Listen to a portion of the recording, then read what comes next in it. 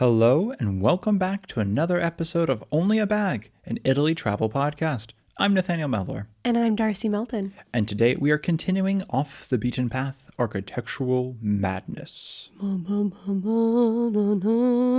love it. I don't know where this is going, but I'm absolutely excited. It came out of my soul. It was just make this noise. Gorgeous. And Darcy is going to take the lead on today's episode. But before we get started, a massive thank you to everyone who has been leaving us reviews and who has been commenting, who has been sharing with their friends, with their family, with random people on the street that they just met. We deeply appreciate all of it. If you would like to leave a review or follow along, you can do so on Apple Podcasts or Spotify or anywhere that you listen to podcasts. Likewise, if you have any questions, comments, concerns, if you have any questions about your upcoming trip, anything like that, you can absolutely reach out to us. We are on Instagram at onlyabagpodcast or our website onlyabag.com, where you can also find tons of articles and information that you can bookmark for later. Last but not least, if you'd like to support the podcast, you can do so using our affiliate links in the description below or on our website. There's no additional charge for using these links, but if you do book through them, we receive a small commission from the company. We do not represent these companies. And if you'd like to support us directly, you can leave us a donation on Ko-fi, ko-fi.com/onlyabag, where your money will go towards great use, such as supporting this podcast and making future episodes and making us sound better, because we're constantly upgrading things like microphones and hardware and supporting the website. So we really appreciate all of your help and your dedicated support. It makes this podcast, this dream, this project possible, and we really appreciate it. Yeah, we do. We really appreciate it so much. And without further ado, Darcy Melton. I thought I'd continue with a little bit of music. So today we are talking about La Scarzuola. Ooh, Yes. It's like escarole. It does sound like that. Actually, yes. So Scarza, we're going to talk about in a moment, is the name of a plant. So you're not far off. I'm not. Okay. So this is it's an architectural wonder. Okay. It's not a certain kind of building. So today's architectural madness. I just want to throw that in there. Okay. It is mad. Okay. It is mad. Yes, it is wild. So it is located in Umbria in the province of Terni. It's kind of near Perugia, also Assisi, Orvieto, Terni, if any of those ring a bell to you. It's kind of near that. It's in a place called Monte Gabbione. Okay. So it is an architectural park surrealist building complex. Okay. There's not really a word to describe what it is. Think Escher mixed with Salvador Dalí in like stone and iron. Okay. So it's mystical and esoteric, and also it's like serious but doesn't take itself too seriously. It's like you're describing a wine. Yeah. It's serious, but it doesn't take itself too seriously. Well, I think when you see it and when I'm describing it, it's going to sound wacky. It might even sound a little bit scary, but I think the architect didn't intend for it to be serious and scary. It was kind of fun, Okay. you know? Okay. But that makes sense. a little serious, a little unserious, a little fun. So let's go back to before it became what it is today. So legend has it that in 1218, St. Francis of Assisi built a hut here. He planted a rose and a laurel, and from those plantings sprung a miraculous spring. Okay. So Okay. I get that so far. Okay. I'm like a spring. Okay. So yes, so a water element. I heard sprig, so I was like, okay, so you planted 2 sprigs and a 3rd sprig, and then I realized you said spring. A spring of water. So Water element. Thank you. Like, let me describe this in a different way. so he built a hut here, and the legend says that the grasses, the sort of marsh grasses that would have been around this area, which he would have used to build this hut, were called scarza. Oh, okay. And that is where the name Scarzuola comes from. And if you're wondering, Darcy, what are you saying? Let me spell it for you. So it is Scarzuola. Scarzuola. Mm-hmm, exactly. So St. Francis built this hut there. He planted a rose and a laurel. And I thought it was a rose, but I thought in case it was a different plant, In case I it was should be rosemary. Yeah. specific. Yeah, exactly. So subsequently, in order to commemorate the site, the Counts of Marciano funded the building of a church and a convent on the same site, and then they entrusted it to Franciscan monks. Okay. So this was used for hundreds of years. This convent was used, and up until 1820. So it had been used by the Franciscan monks, and then also they used it to bury people, monks, people of the church, things like that. And in 1820, the last body was laid to rest there. Okay. Fairly recently. Yeah, 1820. Yeah, and then for 100 years, it lay in disrepair, in disuse. Nobody really gave it another thought. Is there a reason, or is it just simply things moved on? There wasn't really a reason. I think people just kind of stopped using it. It's not very near to, it's not like in the center of a town or anything. So I think the Franciscan monks just went to another place and it fell into It's like a drive away, and they're like, ugh, no. Exactly. I'm not getting in the car on a Saturday. Yeah, exactly. And so, well, shouldn't say exactly. I don't know if was their thought precisely, but something Not like sure that. what a car is. I'm not hitting the cart on a Saturday. And so it laid in disrepair for over 100 years. Okay. Until 1957. 1957. I just want to say that. Sometimes I mix them up. So in 1957, Tommaso Buzzi saw it, and he was like, I like that piece of property.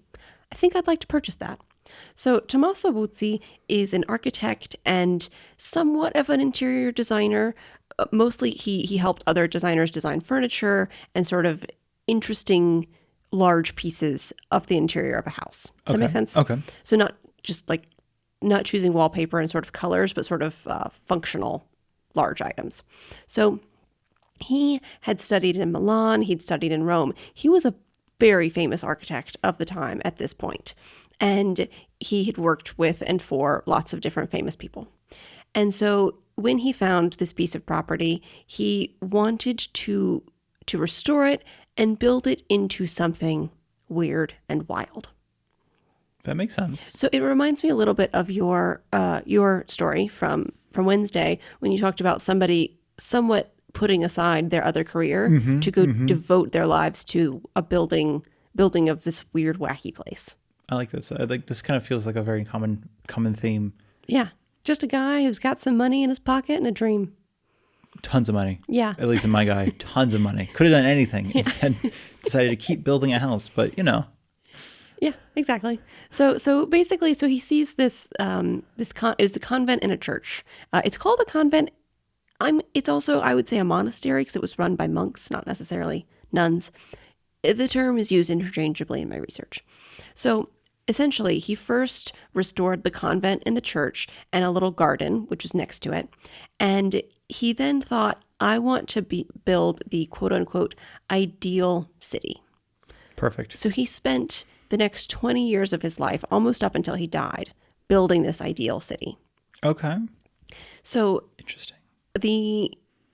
This is going to get a little complicated. I'm going to do my best to explain my understanding. Okay. I'm excited to follow. Okay, so the ideal city is in two parts. The sacred city, that's the convent, the church, the little garden, and the profane city, which is now called La Buziana. After him. Yes, Buzzi is his last name, so Buziana. But not the sacred city after him. I just like that, you're not sacred. Yeah. More profane. Well, he didn't, I think because he built the profane city on the same grounds. It's kind of behind the convent. So they're meant to sort of balance each other out. But here's the thing. He isn't very religious. He's not very Catholic at all. I think these were used more in terms of mystical and spiritual sort of balancing rather than specifically Catholic or anything like that. So he was esoteric, and his nephew, basically, who now runs this. I was like, he must be still alive then. Yeah, okay. Yeah, so the nephew is still alive. He describes him as sort of a secular mystic sort of person. Interesting. So this project was inspired by, I'm going to see if I can pronounce this correctly. It is a story called Hypnerotomakia Polyphily. I love it. I wrote that down phonetically for me to say it, and it's still very hard. It is Greek. I don't speak Greek, so I deeply apologize to anybody who understands that I said that wrong. So this was a sort of graphic novel from 1499. It's believed that a person named Francesco Colonna is the writer of this. And the title, which I definitely mispronounced, translates to Polyphilo's Strife of Love in a Dream, or The Dream of Polyphilos. Oh, yeah, I could see why he changed the name to make it less of a mouthful. Yeah. That's just wordy. So there's that whole word means that thing. Strife of love in a dream. Mm-hmm. Okay. So essentially the plot, roughly, is Polyphilo is a guy who is pursuing his love of Polia, who is a nymph, in a dreamlike landscape. Okay. Hopeful spoilers, if you're going to read it, I'm going to tell you the rough plot. So Polyphilo is a guy who has a dream and then a dream within a dream where he chases the nymph Polia, and Polia is like, no, thank you, goodbye. He professes his love, and she's like, I'm so sorry, I'm not into this. And through various trials, he ends up essentially catching her and saying, well, we're going to get married. Cupid, I believe, officiates the marriage after a boat journey. There's a lot. He's been in a lot of places throughout this dream. Okay. Cupid essentially is like, you're in love. A surprise, Polia, you're in love with him. We're going to get married. And then when he goes to grab her or kiss her at the end of the story, she disappears. Yeah, she's out. Yeah. Immediately. Yes. Great ending. So Buzzi was inspired by this poem. I want to say not in a creepy way. There are no indications that he was following nymphs around or anybody like that. Okay. He, it seems, was more inspired by the architecture in this graphic novel. So there are lots of different woodcut, I think they're woodcut, illustrations. And the illustrations in this book have a lot of architectural details. Some of them are quite surrealist. Some of them have different bits of like if there were a building with columns and busts and statues, they were deconstructed and sort of like lying on the ground. It seems wildly like we don't know anybody specifically, but like for somebody to say, I love that book or that movie, and you're like, really? Like the story? No, I have no idea what it's about. But the architectural details are amazing. And I feel like that's kind of this vibe where he's like, I love that story. And like, why? And he's like, oh no, that's just good buildings. Yeah. Good background buildings. Well, here's the thing. So the style of this estate, let's call it, of Buziana, of the La Scarzuola, okay, is classified as neo-mannerism. I don't know anything about architecture. I don't really understand neo-mannerism. Manner as in like have good manners, or manner as in like a big house? Neither. It was a style of Italian architecture, and then internationally it became neo-mannerism, obviously new mannerism. To me, it doesn't have anything to do with mannerism. They don't look the same at all. My point is, to me, it seems that it is called this because an element of this style is deconstructing things, is making things have really weird proportions. It's also very spiritual. There's a part of this style of architecture which is more about not taking something, not reading a book by its cover, essentially. Okay. Something can be different than what it looks like. Okay. It's a bit like what we talked about in the Wednesday's episode, though, and a little bit less because the details are more like nothing is what it looks like kind of thing. Yeah. And this reminds me a little bit of that. This is a bit more heady. Okay. It's a bit more like in your mind it's not what it looks like. Okay. Yes, sorry. Rather than it being like, this is paper mache and it looks like stone. There's a whole thing. Like, what is it with people having houses, being comfortable in houses, and then like this push of archaeological sort of being like, what if like houses didn't look like houses and you weren't ever comfortable inside of them, right, and they looked awful and it was all cement and stone and hard edges. Yes. And then people are like, that sounds awesome. We should build more things like that. That's kind of exactly what he was building. Wild to me. And in fact, I don't think he ever actually lived in this structure. To my understanding, this place sucks to live in. His nephew, who now runs this archaeological park, I believe at least at a certain point he lived on the property, but he lived in one of the like the cells. Cute little cottage or something. He lived in one of the cells of the monks. Cute little cottage. Yeah, exactly. I mean, not that cute, not that cottage-like, but yeah, probably more comfortable. It's probably quite cute. whatever this is you're describing. Okay, so this area is as we're talking about, it's neo-mannerism, but that doesn't mean anything to anybody, right? So let me describe sort of what vaguely... One listener is like, I know exactly what Oh, that yeah, is. sorry. Some of you might know what that is. So it really is sort of like a weird archaeological park. There are amphitheaters. There are columns that are just random. There's staircases that go to nowhere. Sculptures in abundance. It's a wild mishmash area. So there are... Okay, I'm just going to give you a quote. It says, "It's a world of art, culture, modernity, elegance, pleasures, also vices, wealth, powers. It's a kingdom of fantasy, fairy tales, myths. It's a place of social life and hermit life and contemplation and solitude. It's an oasis of recollection, study, work, music, and silence." Those are the words of Bootsy himself. Okay. Others have described it as a labyrinth with no center. I kind of like this. Somebody like, this is my final project. Somebody else is like, not great. Honestly, not great. I don't know where this, I don't know. So solid C. So the ideal city is composed of 7 theatrical scenes. And Okay. I believe that is from the poem. Okay, sure. But Bootsy has interpreted this in a wild grouping of various things that don't really seem to make sense together. And there are 7 amphitheaters. I mean, yeah. You can have course. one? Like, that's crazy. Right, you have to have 7. So let me just give you the titles of these because I find it fascinating. So there is The Boat of Souls, The Whale of Stone, The Tower of Despair, The Stairway of Life, The Temple of Eros, The Well of Meditation, and The Theater of Bees. That one feels not like the others, honestly. He was really into bees. Okay. Mm-hmm. He knew that they were important to this world. Yeah, exactly. And built a temple to the bees. Yeah, so not only are there these amphitheaters, there are sculptures. There's a absolutely massive torso of a woman, and she is called Grande Madre. There is a glass pyramid. There are several small reproductions of famous buildings and architectural things. So there is the Tower of Babel, the Pantheon, the Parthenon, the Colosseum, the Arc de Triomphe, I think, is another one. Amazing. Lots of them.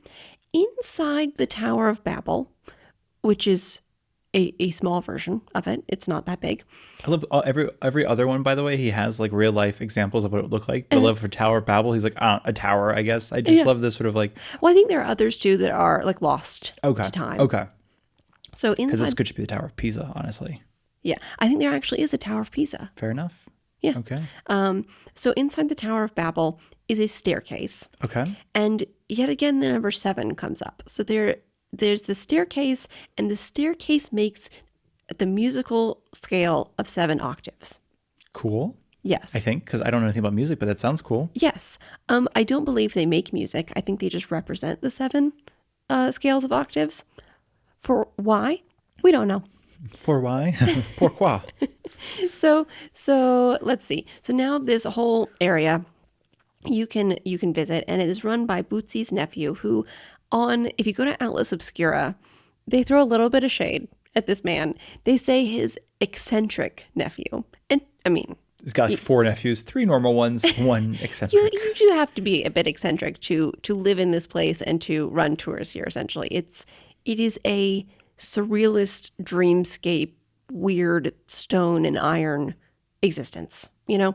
So it's run by his nephew named Marco Solari, who he ended up finishing some of the unfinished projects whenever his uncle died in 1981.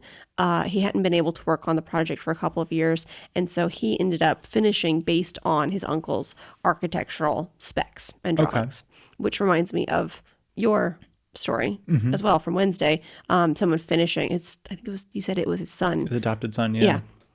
So it's interesting passing down to somebody else who has like that same sort of craziness of like, I need to finish this, whatever this is. Yeah, exactly. And so you can now visit. You do have to make a reservation in order to visit. Again, like your place, you're just allowed to walk around by yourself. You have to go on a guided tour with this man's nephew. And it is 15 euros per person. I believe the tours are only in Italian. And some Or the sources, eccentricities. yeah, and so we will link the website in the description. It doesn't have a whole lot of info. So, but other resources made it seem like you have to have a group of 8 to 10 people. So I would say if you want to go here, get together with some friends or some strangers who you've met along the way, who you feel safe with. Bring at least one person who speaks Italian and can translate for you. Okay. I kind of like that, though. So Like, make it maybe Atlas Obscura wasn't. Maybe he's a little eccentric. Maybe they weren't throwing too much shade. And I want to end by giving you another quote from Bootsy himself. Ready? I'm all ears. Okay. La Scarzuola is made for ants, for lizards in the sun, or to allow snails to leave their silvery trails on the stones, or silkworms to stay in their cocoons, produce their noble threads, or for bees to store their honey in their architectural hives, for butterflies, crickets, and cicadas, or rather the cyanellidine, the many sun worshippers. Okay. So he was an interesting person. Fascinating fellow. Yeah, and I mean there are other so there's I think the other similarity that I found with your episode on Wednesday is that this also reminds me of the Winchester Mystery House. Mm-hmm. Not because it's a house at all. It is very much not. It's like a giant architectural sculpture garden, but he just kept adding and adding and adding, and there's there's a sense of madness in it.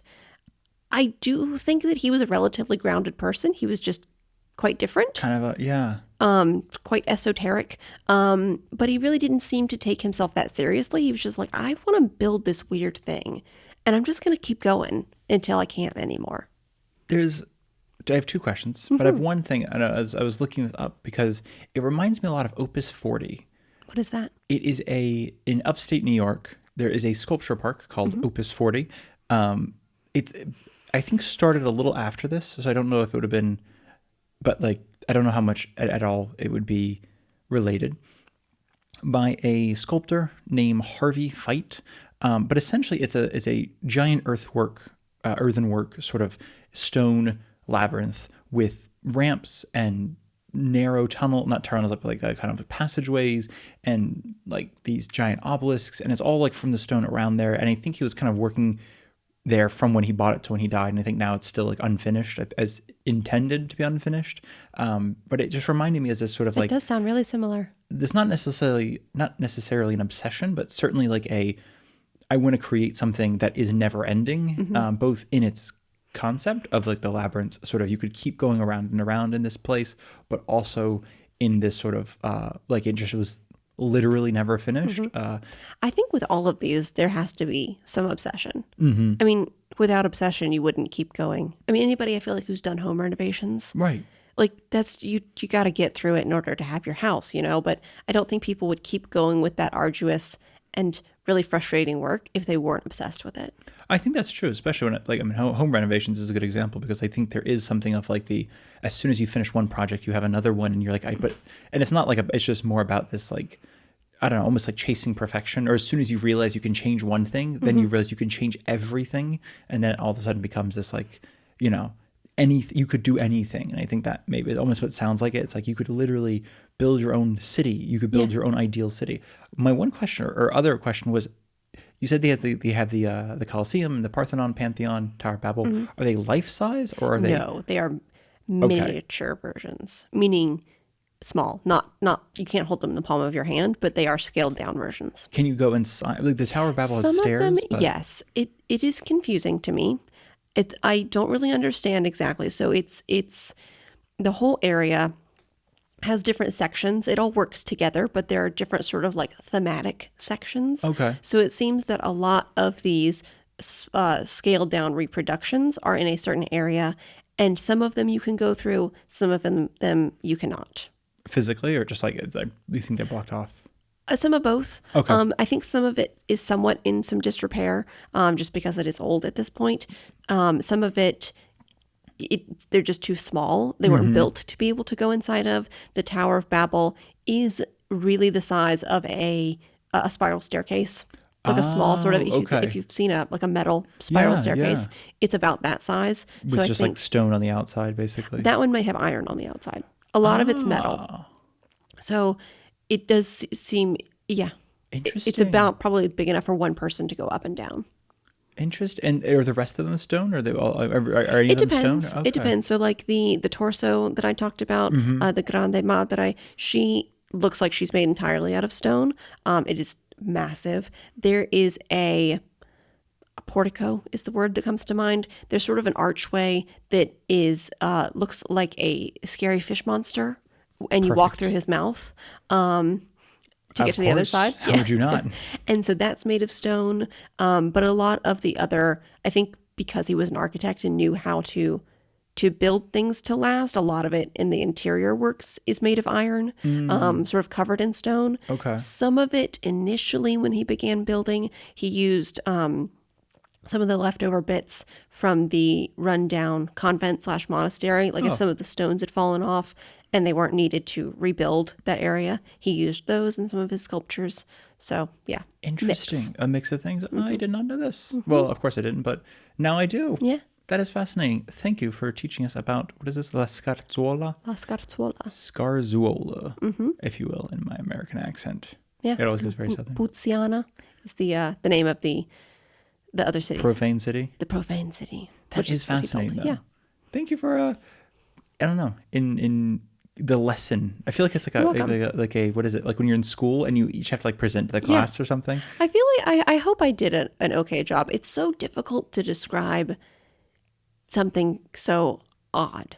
Like odd in a good way. I don't have the knowledge to like precisely describe exactly what his intention was, you know? So hopefully I did an okay job. I think too, like, I don't know. And I'm thinking like when something is visually stunning or visually appealing, but when I don't have an architecture background. Right. But even if somebody did, it's like you can tell me, oh, that's a so-and-so styled thing, but that would mean nothing to me. So then you'd have to be like, well, that's just, it looks like this thing. I'm like, oh, cool. And if you don't know what that thing then also looks like, you're still left with nothing, if that makes sense. Like, and it's interesting. So through all of my research, I like Nathaniel went down a bit of a rabbit hole. I didn't find that much information because so much of what people talked about, even I think one of them was in like the Italian version of like Architecture Digest.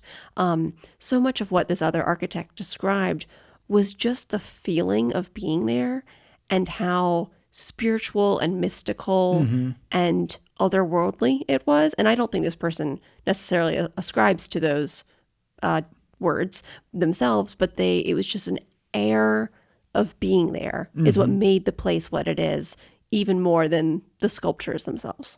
I on a very personal level, it's funny. I went to Opus 40 when I was much younger, and I remembered super not being into it because, again, imagine explaining to a kid, like, you know, on your summer vacation, what we're going to go today is to this stone place. And I'm like, that sounds super not fun. Let's do anything that is not the stone place. And we finally get there, and it was, insane. We spent hours there, and I just remembered like the whole time walking around and feeling totally like blown away by this place at, you know, whatever it was, 10 years old, 11 years old. And I think that's the same thing. Like, but I couldn't describe it to somebody else in a way that I'm like, short of, you just kind of have to go and experience it. And it's the same we've talked about with the Colosseum. We've talked about any of these places where it's like, I can explain the Colosseum to somebody, but until you're standing there and it's just all of a sudden like the presence, you're just like, what is this? You know, it's just powerful. Exactly. So I think that some of these places, unfortunately, it's hard because I think especially, with a podcast, it's even maybe less difficult, I was going to say, than video, because I think video you can show somebody and it's like, oh, this is, you know, now I get the sense, but it almost then robs you of the chance to get it explained to you. Yeah. If that makes sense. So I think podcasts, like, we get to kind of sculpt it, if you would forgive the word, for you, dear listener, without necessarily relying on visual representation. But then again, I realize it's, you know, it does sort of, it's all, our explanation is only as good as we can explain something without it being, like, you know, like imagine a dome, and then on that dome there's a point, and on that point, you know, so it's like, oh, you're just explaining what a domed ceiling looks like, which is kind of what I was thinking last episode. So no, I thought it was a lot of fun. Cool. It's a really wild, interesting place. And where's it? You said it's in Umbria. Umbria. Okay, that's right. North of Terni. It's in the province of Terni. It's Terni, for those of you in English accents or American accents. Southwest of Perugia and Assisi. Okay. So if you're going to Perugia, basically, or you're gonna like, because I'm thinking Perugia for a day trip, you have Orvieto and you have Assisi as well. Not even for a day trip, excuse me. If you're going to stay in Perugia, you have Orvieto and Assisi for day trips. But this also sounds like it could be easily tagged along. Yeah, Or tacked on. I mean, Umbria, I feel like Umbria is not that big of a region. So if Super you're going small. to Umbria and you want to see this weird architectural place, it is probably very close to where you're going to be. It is also quite near the eastern border of Tuscany. The eastern border. Okay. So it's kind of, if you're already going to be there for, I mean, I guess anything else, you can kind of just head over there. Okay, because I was also looking at the map because I know that some of y'all might be going to Montepulciano for the wine, but it does not look like it's that close specifically there. So no, really, it's just, as you mentioned, it's just kind of southwest of Perugia and not really. And it's not near a town It's up or in the anything mountains like that. too. Yeah. So you do need a car to get there, and it is pretty isolated. Yeah. No wonder it fell out of disuse. I mean, fell into disuse though. That's in the middle of Yeah, nowhere. it's near nothing.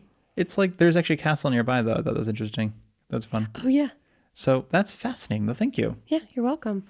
And I guess we'll be back next week, if I'm not mistaken. Yeah, we will be back next week. I don't know what we're talking about, but No we'll one be does. That's a beautiful thing. And we're looking forward to talking about it. Thank you all so much for listening. here. Thanks for listening. Tanti abbracci.